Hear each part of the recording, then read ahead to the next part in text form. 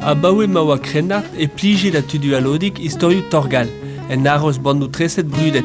Setu meneus troet e brezonek en album an triden koz a vroaran.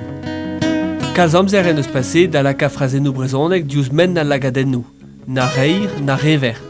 Me plijadur en obedi e kredap.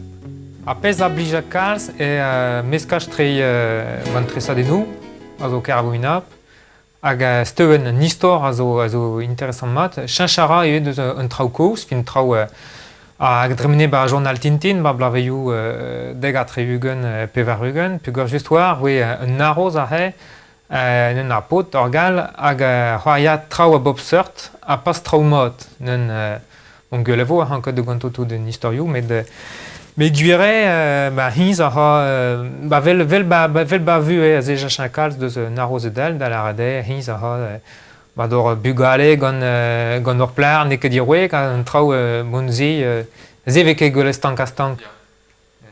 Torgal hag an triden koz a vroaran zo bet en bandet ga bannou eol, gevredig ez krouet ga arno e legwet da en bannou treset e brezonek evit ar vugale hag a grenardet.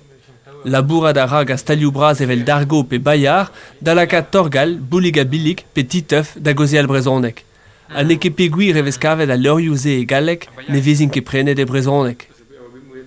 Da skouer evit titeuf eo bet gwerzet an daou vel skoueren buan kenan hag ser avad gwelet justement ne eus memestra ar goulenn va seur leurioù ya.